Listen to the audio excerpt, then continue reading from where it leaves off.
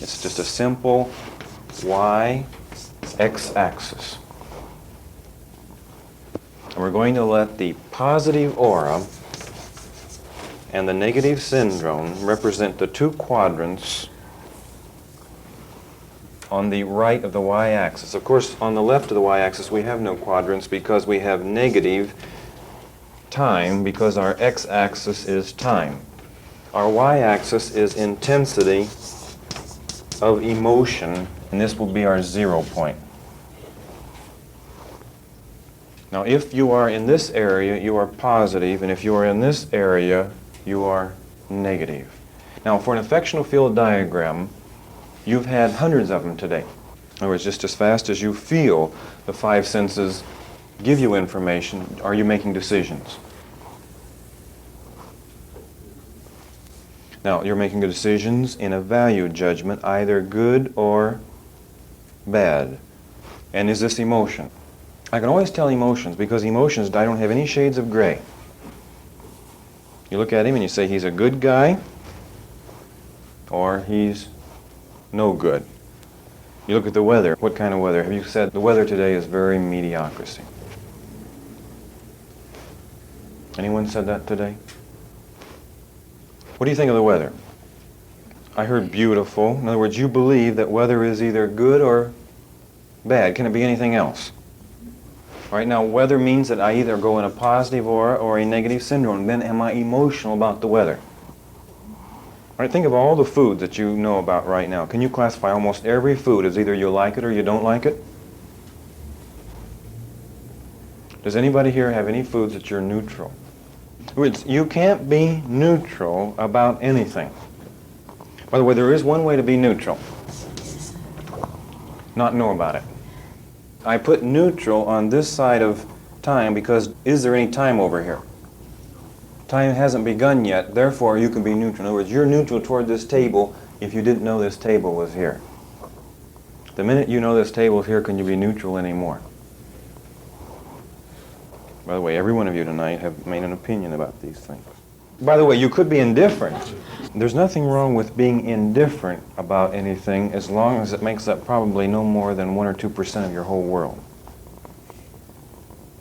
If you were indifferent toward everything, then you would be in psychological withdrawal.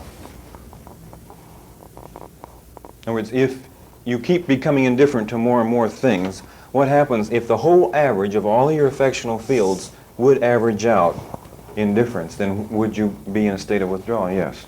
You would turn into a vegetable. In other words, we say then to be indifferent to everything is being a vegetable. Then it would be bad, of course.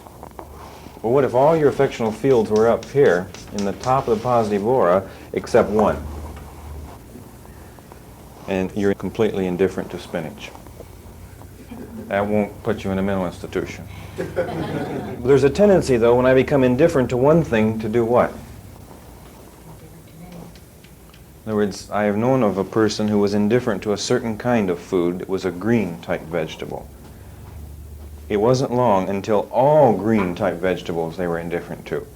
There's a tendency for indifference to grow in the classes of things that you're indifferent to. In other words, we have a tendency to classify things and then have the same kind of emotions for everything in that class.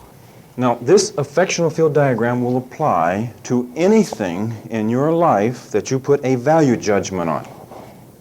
And a value judgment is nothing more than a simple decision. Now, we say that this morning, when I first awakened, until now, I've had several thousands of these for the weather. In fact, you can almost diagram 50 of them for breakfast. Well, when you picked up the silverware, did you have an opinion? The way it fit your hand, the way the spoon fits your mouth, the smell of the eggs, the bacon, the plate, the table, the cook. By the way, you could have 10,000 on just your wife alone. But we are basically made psychologically so we can't be neutral. We'll demonstrate this. If I am neutral towards something, it means I don't know it exists. As soon as I cross the time, and by the way, what makes time begin for an item? I know it's there. And when the five senses begin to report that it's there, it then comes into my world and exists. I pass this 0 point. Curiosity forces me to gather information.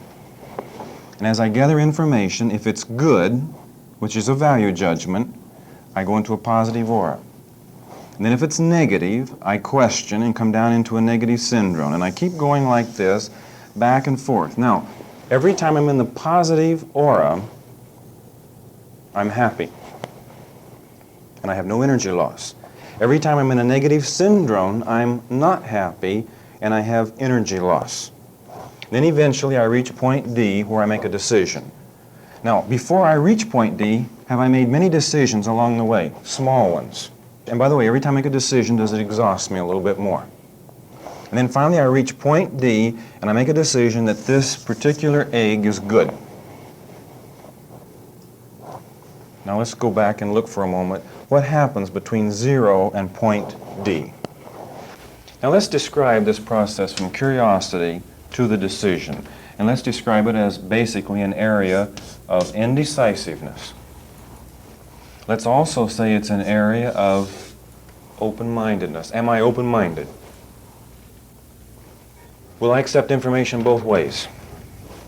All right, am I basically rational? Also, I'd like for you to know that physiologically, I'm tense. Psychologically, I'm frustrated. And tension and frustration together give me anxiety. And by the way, the anxiety increases as time progresses. Now, do you really want to stay indecisive? No. Eventually, this anxiety would increase to acute anxiety, and you would have to make a decision. So we say that we make a decision, and now I've decided it's really good. I'm going up to a positive aura. I like this table. Now, at the point A that I reach in the positive aura, did you know the table's no longer here? What do you suppose is here? Not even my decision is here. I personally am here.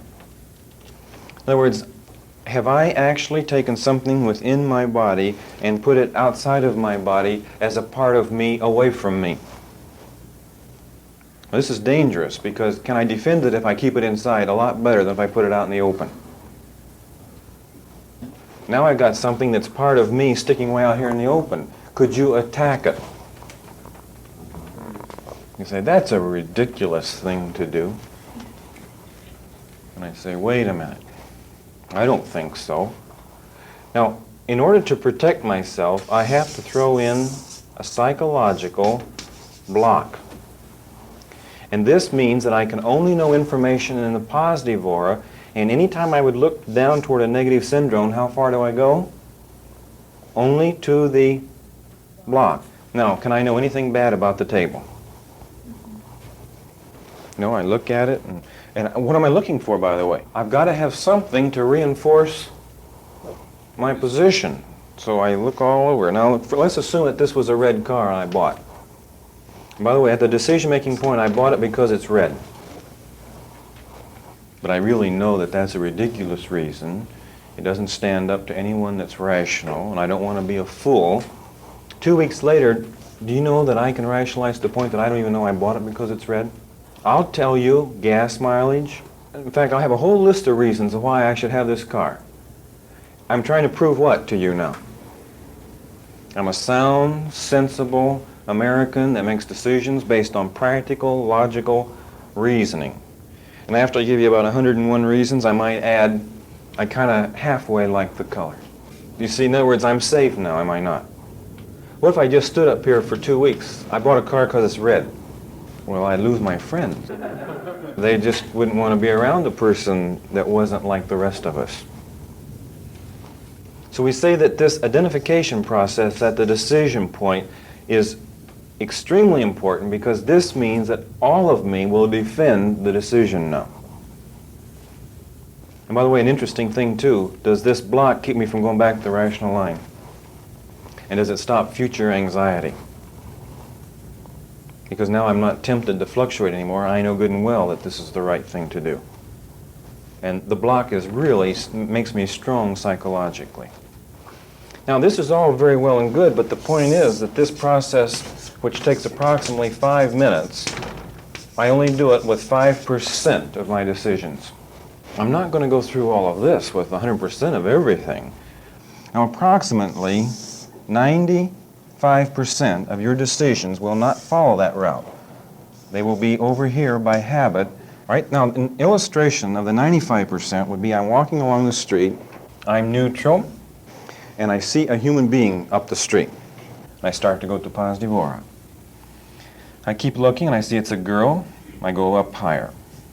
And I look a little more and I see that she's heavy, and I slack off.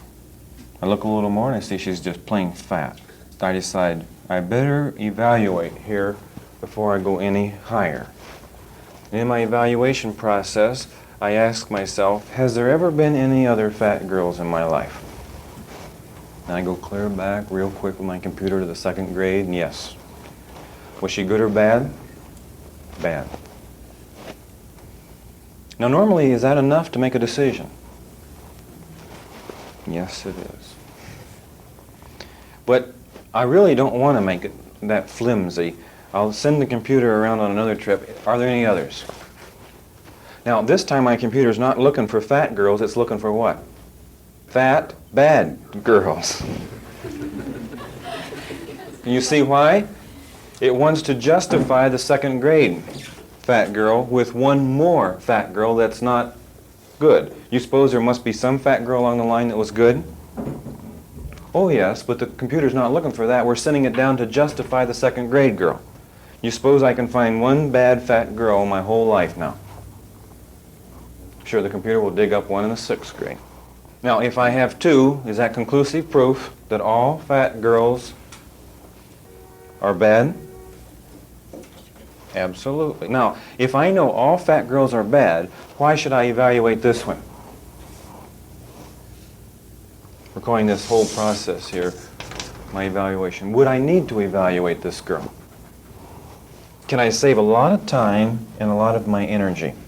At this point, I go right to the negative syndrome. She's no good. And by the way, do I want to stay there? So I put in my block to make sure I can't see anything good about her. Because if I could see something good about her when she gets a little closer, will that confuse me? And do I want to be confused and go through this process of evaluation? No, I mean, that would just consume my energy. By the way, I'm looking for what now when I see her? The closer she gets, I've got to find something about her that's awful. By the way, everything about her is no good now. Her clothes, her shoes, everything. And then when she smiles, what a silly smile. Some of you laugh at this. Let's be real honest with ourselves tonight.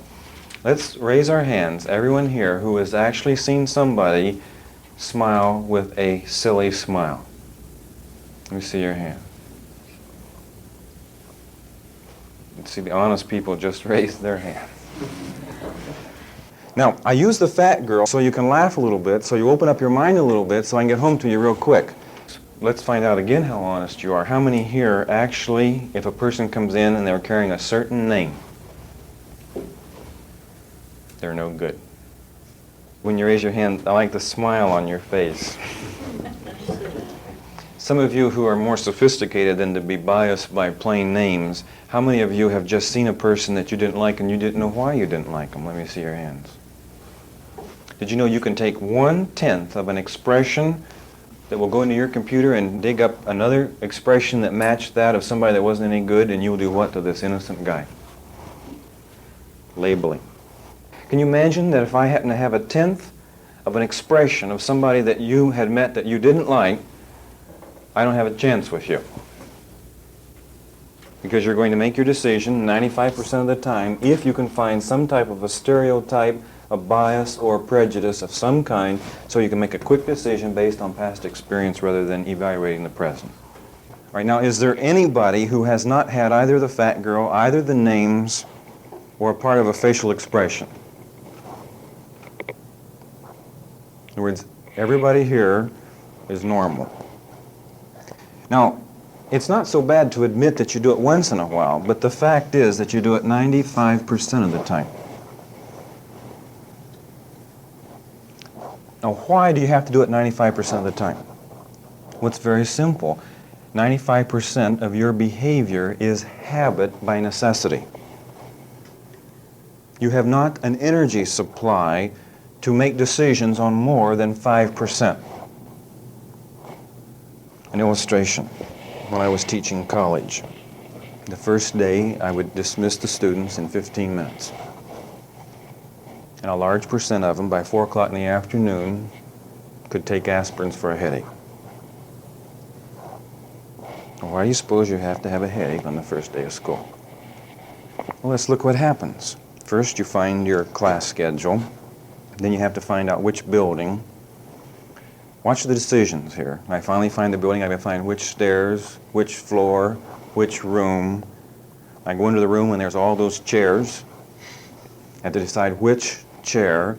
I'm sitting there and I find out which text, which professor. I have to make maybe 100 affectional field diagrams on the professor alone. When you do this all day long on a full schedule, what happens at 4 o'clock in the afternoon? Have you increased the 5% and decreased the 95%?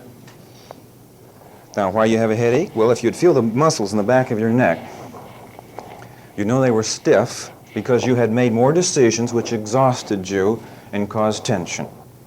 Now, the next day, I hold the students for the full hour, and they do not have a headache. Why? Do they have to make a decision which building, which stairs, which corridor, and what seat do you suppose they sit in? Same one. And what opinion do they have of the professor today? Same one that they had yesterday, and the same one they'll have the rest of the term. This means that they are allowed the next day to reduce the decision-making process to habit and conserve their energy. Now the 5%. And before we go into the 5%, let me give you the actual amount of time duration that you have from 0 to D, and it is approximately 5 minutes. Now to illustrate this, let's go to New Jersey for an experiment. These were interviewers, professional interviewers, and they were to interview college students for jobs. Now, they were told to mark on their paper at what point from 0 to D you decided to hire this guy or not hire him. So they were all marking on their paper, and it averaged out 5 minutes. This was in a 1-hour interview. Now, unbeknown to the interviewers, the college students were told, we want you to give good information for 5 minutes followed by bad. Or bad information for 5 minutes followed by good. And they wanted them to be consistent, so they were. Now, after the interviews were over, they asked the professional interviewers, did you have any problem making a decision? Oh, no. In 5 minutes? Right. Now, watch this question. Was there anything presented in the last 55 minutes of the interview that made you question your original decision? No, they said nothing. So then they played the tapes of the interview to 8th grade students and gave them an examination on the interview which they passed, gave the same examination to the professional interviewers, and they flunked it. Now, when they were told that they flunked an exam that 8th grade students had passed, they couldn't believe it. So then they played the tapes, and they could hear their own interview, and they could hear the answers to all the questions on the test in the interview. This means that when I make a decision at point D, I do what? I put a block up. How tight is this block? If you understand silk screening process, the way the highway makes a stop sign, they put a silk screening process over the sign, they spray it. What can come through? The word stop. Now, what if I spray it 100 times? What will come through? The word stop. Does this show you what kind of a block we have? Therefore, the defense is not against the item or the decision, it's to protect myself. So we say that we set up a beautiful block which ignores all other facts contrary to what we have decided. So there we have a 5% actual evaluation, a 95% by habit based on past experiences. All right, now let's run an illustration through and see how it works. Here's a girl who does not know very much about boys. She comes to the 0 point and she meets a boy, and curiosity forces her to investigate, and she evaluates, and she reaches point D. And she decides he's a hero. Then she goes up to point P. Now, at point P, is it her decision that he's a hero? Or is it him? It's her. All right. Now, she goes home and announces to her parents her find. And they know immediately that this is a wolf or a rat or whatever you want to call him. Now, what would you do if your daughter was very much interested in a rat? You would protect her. Right? This is an actual true story. This happened at the college where I used to teach. And I found out about it because the girl wrote a report on it. It was her sorority that had joined forces with the mother to protect the daughter. So they began in September working on this, trying to break them up. There was even phone calls from the sorority to the parents during the day, planning their strategy to show her what a horrible guy this was. On November, she married him. And she had to get married. Not that she was pregnant, but what was happening, as they would attack her block, she would do what? Build it higher and thicker to protect herself. Now, remember that the x-axis is time, and a block is related to time. And a block should, to be healthy, grow with time, and if you build them too heavy, too high, too fast, they become top-heavy. Now, in military strategy, this type of a block would make you a little unnerved because the enemy might go around you.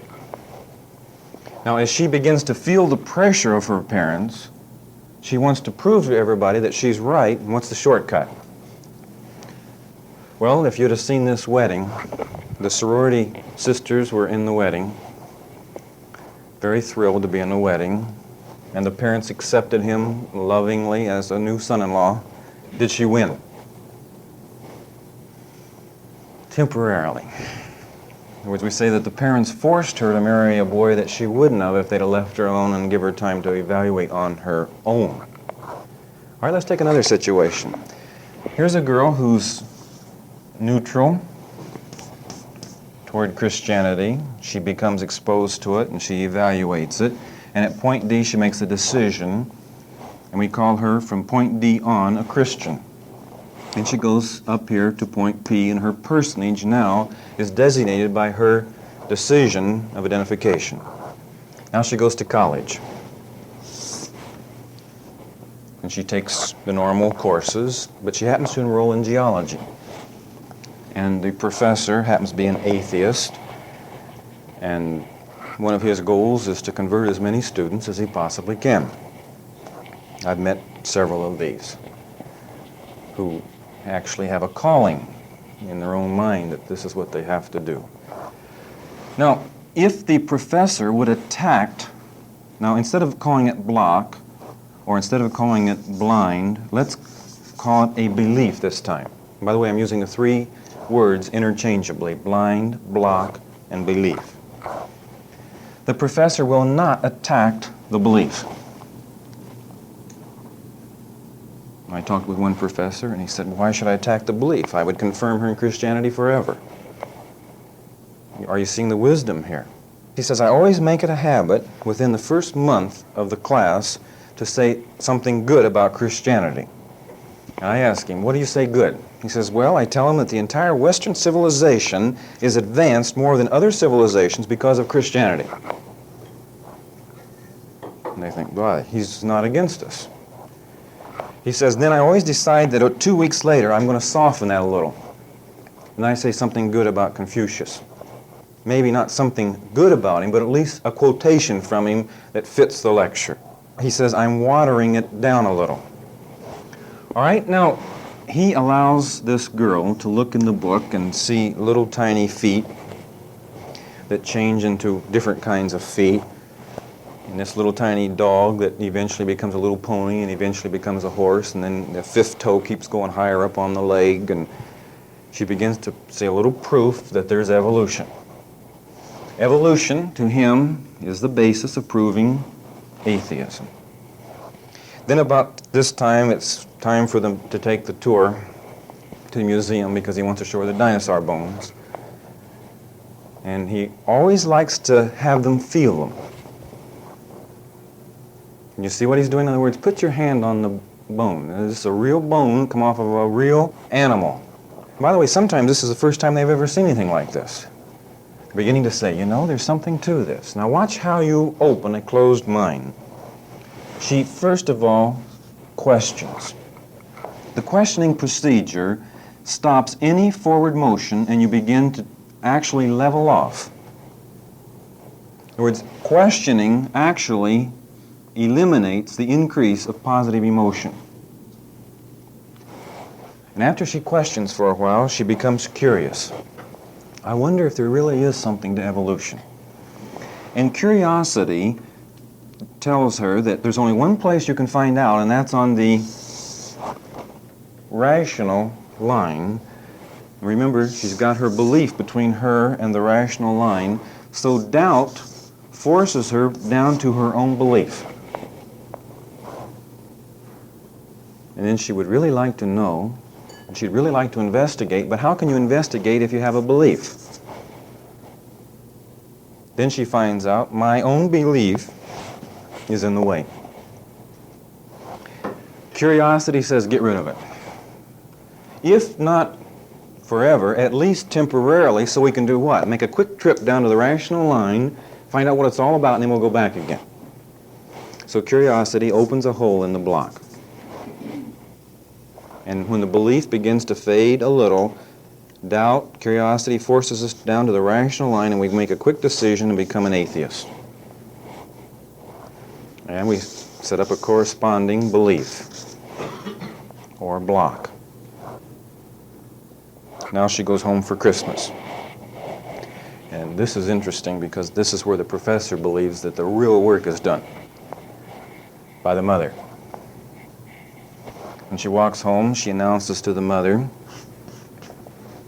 we wasted many hours going to church. She says, I am now an atheist. Now, most red-blooded American mothers would scream. Now, any action from the mother produces what in the daughter? A reaction, which makes the daughter build up her belief all the more that she is an atheist.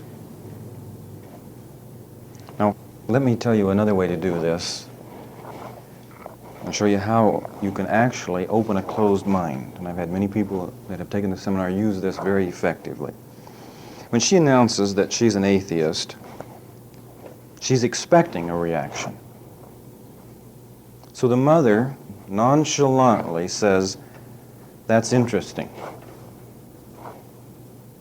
Now, to use this technique, you've got to have a little skill and a little control of your emotions, because after you say that's interesting, it's very convenient to walk out of the room and go somewhere else in the house as if that's all you've got to say on the subject. What did the daughter expect? Just a little more than that. So she's apt to follow her mother. Now, when you're using this technique, you always make them ask you questions, and you've got to realize if they don't ask you questions, you can't say anything.